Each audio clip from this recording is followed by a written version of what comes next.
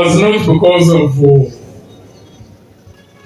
strife, religious strife, nor was it ethnic strife. Their strife originates from clans. You can imagine. Clans. But the problem even then is not clans, is poor governance. So when we talk about the need and desire to work together as forces of change, it is to avoid a situation where this country can go down the tubes. Many people don't even recognize that, because now we're in a state of uncertainty. Nobody knows exactly which direction this country is heading. Those in the regime can say, oh, we are in charge. We have seen many countries where leaders say they are in charge. The most recent was Sudan. Sudan became independent before we did, in 1957. When the North and South separated, the excuses that were being given, that yes, because Sudan is Arab and Muslim, the South is black, Africans and Christians, but they separated. But Sudan, as we speak, is in turmoil. Largely Arab-speaking and Arabs by origin, and also largely Muslim. But they are fighting. People get deceived when you are in a city or in a country and you can drive, like we do. People are in Mugisha, people go all over the place, except those who are targeted politically. Otherwise, you can drive all over the country. Even in the Sudan, that was the case until it imploded. So even when you see seeming stability in a country, to be sure that that stability is permanent and continuous, you need to look below the surface. If there are fissures, you need to pay attention to those fissures.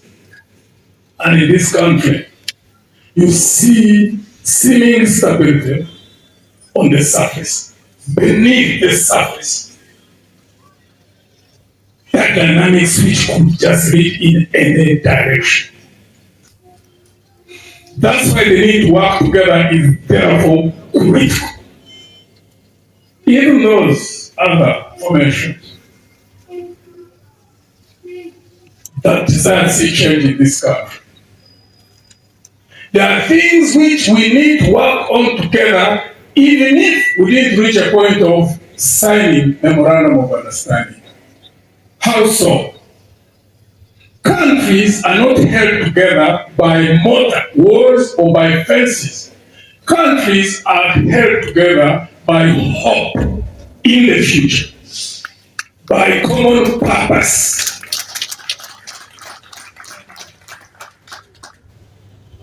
Don't lose sight of that. Because in a situation where countries implode, the ruling party is normally the one which implodes, and it implodes with the state.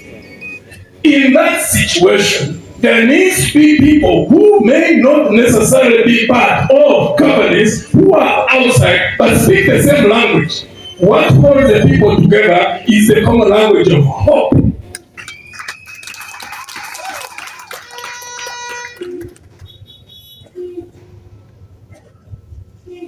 The time of power is for sure. I can't put my finger on it, the day. But one thing I'm certain about, taking power, we, by God's grace, take power in this country.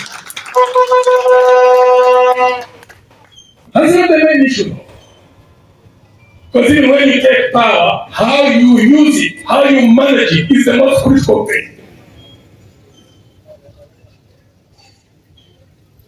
And therefore, part of why we found the need to work together with colleagues in PFF is to resuscitate hope in our people, in this country, to lift them from the mentality in which they've been plunged by systematic campaign of General Museveni, to break them down, to cause them to be hopeless and frustrated, and to reach a point where they say that nothing can happen here.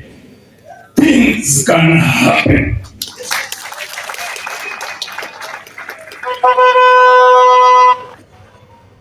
Though General Museveni, Santander as a sitting president, he holds power over the army, security services, and other institutions certainly which have broken down incidentally.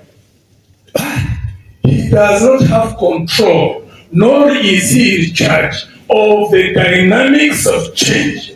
Dynamics of change always create their own life, and nobody can stop. People who are observant, people